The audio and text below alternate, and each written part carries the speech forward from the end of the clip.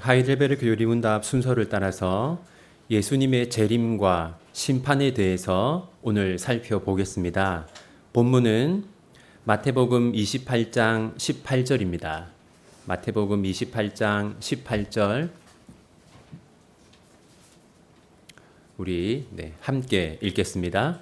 예수께서 나와 말씀하여 이르시되 하늘과 땅의 모든 권세를 내게 주셨으니 아멘. 우리는 참된 믿음의 요약인 사도신경을 살펴보고 있습니다. 오늘은 지난주에 이어서 사도신경의 6번째 항목을 마저 살펴보고 이어서 7번째 항목을 보도록 하겠습니다. 사도신경의 6번째 항목은 하늘에 오르시어 전능하신 하나님 아버지 우편에 앉아 계시다가입니다. 이 사도신경은 예수님이 어디에 계신다고 합니까? 하나님 오른편에 계신다라고 합니다. 이것은 성경의 표현을 따른 것입니다. 에베소서 1장 20절 우리 함께 읽겠습니다. 그의 능력이 그리스도 안에서 역사하사 죽은 자들 가운데서 다시 살리시고 하늘에서 자기의 오른편에 앉히사.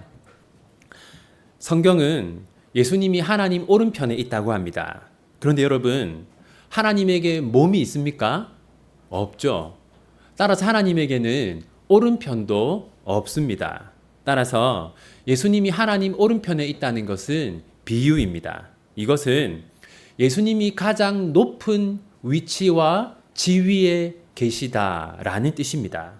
에베소서 1장 21절 우리 함께 읽겠습니다.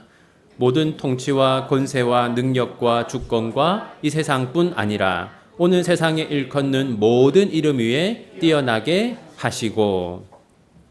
이 말씀 보시면 하나님은 예수님을 모든 이름 위에 뛰어나게 하셨다라고 말하고 있습니다.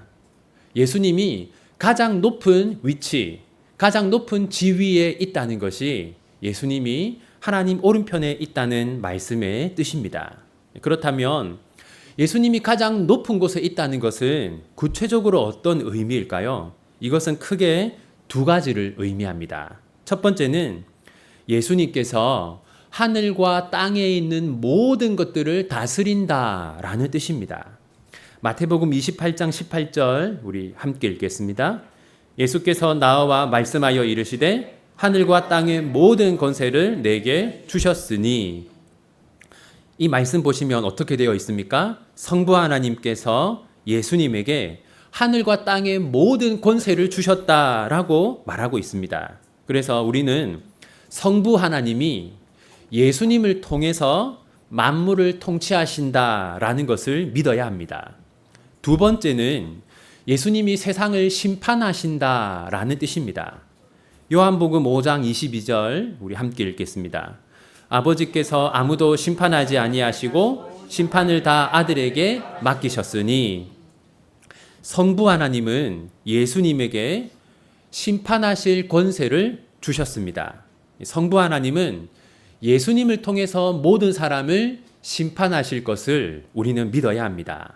바로 이 두 가지, 예수님에게 다스리는 권세와 심판하는 권세가 있다라는 것이 예수님이 하나님 오른편에 있다라는 말씀의 의미입니다.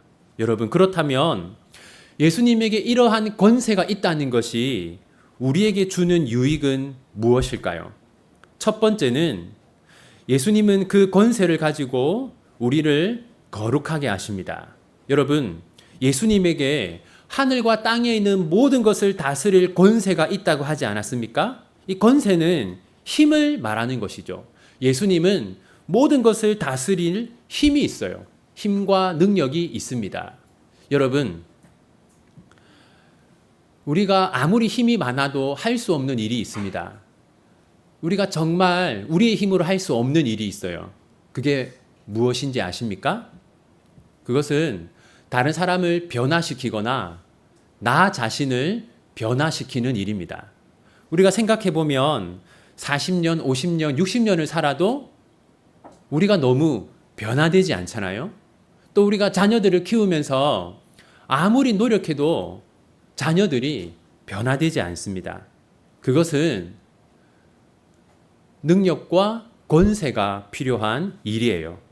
그런데 하늘과 땅에 있는 모든 것을 다스릴 권세를 가지신 예수님께서 그 권세를 가지고 우리를 거룩하게 변화시키십니다. 예수님은 특별히 그 일을 우리에게 성령을 보내는 것으로 하십니다. 갈라디아서 5장 22절과 23절을 함께 읽겠습니다. 오직 성령의 열매는 사랑과 희락과 화평과 오래 참음과 자비와 양성과 충성과 온유와 절제니 이 같은 것을 금지할 법이 없느니라. 여러분 여기 보시면 성령이 우리 마음에 거하시고 성령이 우리 안에서 일하시면 어떤 변화가 나타납니까? 사랑, 희락, 화평, 오래 참음, 자비, 양선, 충성, 온유, 절제 이런 열매가 나타난다고 말하는데 그 뒤에 뭐라고 되어 있어요? 이 같은 것을 금지할 법이 없다고 말하는데 여기서 법은 힘으로 생각할 수 있습니다. 성령님께서 우리 안에서 우리를 거룩하게 변화시키는 것을 금지할 수 있는 힘이 없다는 것입니다. 만물의 통치자이자 모든 권세를 가지신 예수님이 우리에게 성령을 보내시고 그 성령을 통해서 우리를 거룩하게 하십니다. 여러분, 우리는 절대로 앞서 살펴본 이 사랑, 희락, 화평, 오래 참음, 우리의 힘으로는 절대로 이러한 열매를 맺을 수가 없습니다. 예수님께서 크신 권세로 특히 성령을 통해 우리를 변화시킬 때만 우리에게 이런 열매가 맺힐 수 있습니다. 두 번째는 예수님은 그 권세를 가지고 우리를 보호하는 일을 하십니다. 여러분, 사탄이 가장 원하는 일은 무엇일까요? 사탄이 가장 원하는 일은 우리가 구원을 잃어버리는 일일 것입니다. 하지만 그런 일은 일어나지 않습니다. 예수님이 권세를 가지고 우리를 보호하시기 때문입니다. 요한복음 10장 28절 우리 함께 읽겠습니다. 내가 그들에게 영생을 주노니 영원히 멸망하지 아니할 것이요 또 그들을 내 손에서 빼앗을 자가 없느니라. 예수님이 크신 권세로 우리를 보호하기 때문에 아무도 우리의 구원을 빼앗을 수 없다고 말하고 있습니다. 사랑하는 비전교회 성도 여러분, 여러분의 가족이나 여러분의 친척 중에서 믿음을 버리고 교회를 떠난 자들이 있을 수 있습니다. 하지만 여러분, 지금도 예수님이 크신 권세로 그들을 보호하고 있고 언젠가 돌아오게 하실 것을 믿으시기 바랍니다. 그러면 예수님은 언제까지 하늘에 계실까요? 예수님이 영원토록 하늘에 계신다라고 생각하는 사람들이 있습니다. 성경은 그렇게 말하지 않습니다. 예수님은 재림하는 날까지 하늘에 계십니다. 데살로니가 전서 4장 17절 함께 읽겠습니다. 그 후에 우리 살아남은 자들도 그들과 함께 구름 속으로 끌어올려 공중에서 주를 영접하게 하시리니 그리하여 우리가 항상 주와 함께 있으리라. 여기 보시면 예수님을 영접한다라는 표현이 있죠. 여기서 영접한다로 번역된 헬라어는 이 데리고 온다라는, 모시고 온다라는 뜻입니다. 우리는 예수님을 모시고 땅으로 옵니다. 그리고 항상 주와 함께 있을 것입니다. 물론 우리가 예수님과 함께 영원히 거하는 땅은 지금 땅과는 다릅니다. 요한계시록을 보면 이 세상이 새 하늘과 새 땅으로 바뀐다고 말하고 있습니다. 예수님이 재림하시는 날 이 세상은 새 하늘과 새 땅으로 변화됩니다. 우리가 그 모습을 정확하게는 알 수 없지만 타락하기 전 에덴의 모습으로 돌아간다라는 정도로 생각할 수 있습니다. 그리고 예수님은 새 하늘과 새 땅으로 변한 곳에서 영원히 우리와 함께 하십니다. 그렇다면 예수님이 재림하시는 날에 어떤 일이 일어날까요? 성경은 크게 세 가지 일이 일어난다고 말합니다. 첫 번째는 예수님이 재림하시는 날 모든 사람이 다시 살아날 것입니다. 요한복음 5장 29절 우리 함께 읽겠습니다. 선한 일을 행한 자는 생명의 부활로, 악한 일을 행한 자는 심판의 부활로 나오리라. 여기 보시면 의인뿐만 아니라 죄인들도, 다시 말해서 모든 사람이 다시 살아난다라고 말하고 있습니다. 두 번째는 그때 예수님이 모든 사람을 재판할 것입니다. 고린도후서 5장 10절 우리 함께 읽겠습니다. 이는 우리가 다 반드시 그리스도의 심판대 앞에 나타나게 되어 각각 선악간에 그 몸으로 행한 것을 따라 받으려 함이라. 모든 사람이 예수님의 재판대 앞에 서게 될 것입니다. 세 번째는 모든 사람의 죄가 하나도 남김없이 낱낱이 드러나게 될 것입니다. 로마서 2장 16절 함께 읽겠습니다.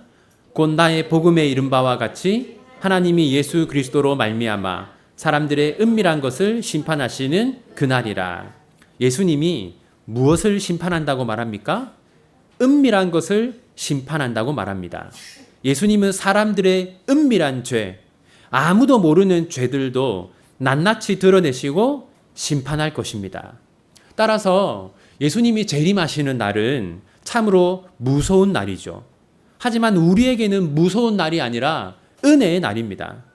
우리들은 예수님이 재림하시는 날에 다음과 같은 일을 겪게 될 것입니다. 첫 번째는 예수님은 우리들에게 무죄의 선언을 내려주실 것입니다.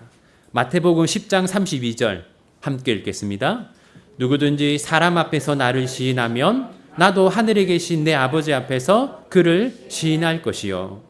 예수님이 하나님 앞에서 우리를 시인한다라고 말합니다. 이것은 예수님이 성부 하나님 앞에서 우리가 죄인이 아니라 의인이라고 선언해 주신다는 뜻입니다. 두 번째는 예수님은 우리의 눈물을 닦아주실 것입니다. 요한계시록 21장 4절 우리 함께 읽겠습니다. 모든 눈물을 그 눈에서 닦아주시니 다시는 사망이 없고 애통하는 것이나 곡하는 것이나 아픈 것이 다시 있지 아니하리니 처음 것들이 다 지나갔음이러라. 예수님은 여러분들이 이 세상에서 당한 고난들, 어려움들을 모두 아십니다. 그리고 예수님이 재림하셔서 여러분들이 겪은 모든 고난과 그 어려움들에 대해서 수고했다고 하시면서 여러분들을 위로해 주실 겁니다. 세 번째는 그때 예수님은 우리에게 천국을 선물로 주실 것입니다.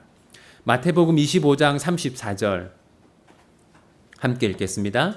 그때 임금이 그 오른편에 있는 자들에게 이르시되 내 아버지께 복받을 자들이여 나와 창세로부터 너희를 위하여 예비된 나라를 상속받으라. 세상 사람들은 영원한 심판을 당하게 될 것이지만 우리는 영원한 행복과 기쁨을 선물로 받게 될 것입니다. 그러므로 사랑하는 비전교회 성도 여러분, 우리의 최고의 소망은 무엇입니까? 우리의 최고의 소망은 부동산이나 주식의 가격이 오르는 것이 아닙니다. 우리가 로또에 당첨되거나 성공하거나 승진하는 것도 아닙니다. 또는 우리의 자녀들이 성공하는 것도 아닙니다. 우리의 최고의 소망은 예수님이 다시 오시는 것입니다. 예수님이 다시 오셔서 우리를 의롭다고 해주시고 우리를 위로해 주시고 우리를 천국으로 인도해 주시는 것, 그것이 우리의 최고의 소망입니다. 그러므로 사랑하는 비전교회 성도 여러분, 예수님을 기다리는 여러분들이 되시기를 바랍니다. 어서 빨리 예수님이 오시면 좋겠다라는 소망이 여러분의 마음에 있기를 바랍니다. 그리고 그 소망이 여러분에게 힘이 되고 기쁨이 되고 위로가 되기를 바랍니다. 하이델베르크 요리문답 19주 예수님의 재림과 심판에 관한 문답을 우리 함께 읽겠습니다. 질문에 답해 주십시오. 하나님 우편에 앉아 계시며 라는 말이 왜 덧붙여졌습니까?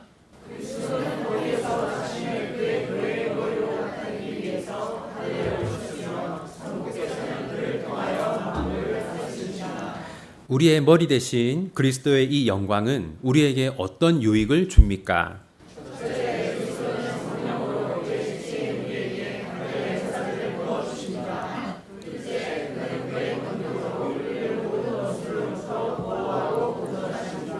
그리스도께서 살아있는 자들과 죽은 자들을 심판하러 오실 것은 당신에게 어떠한 위로를 줍니까?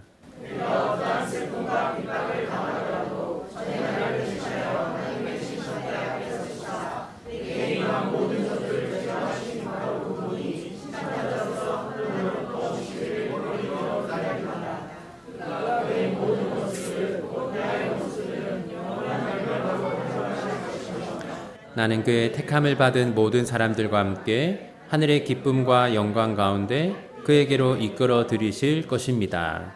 아멘. 기도하겠습니다. 하나님 아버지, 하나님 우편에 계신 예수님, 가장 높은 자리에 계신 예수님께서 하늘과 땅을 다스리는 권세로 우리를 거룩하게 하시며 우리를 보호하심을 믿습니다. 하늘에 계신 예수님이 여전히 우리를 위해 일하시고 역사하심을 믿습니다. 그리고 예수님이 다시 오실 것을 믿습니다. 그러므로 비전교회 모든 성도들이 만물의 통치자이신 예수님을 의지하게 하시고 사모하게 하시며 기다리게 해주십시오. 다시 오실 예수님이 우리 모두의 소망이 되며 기쁨이 되게 해주십시오. 예수님의 이름으로 기도합니다. 아멘.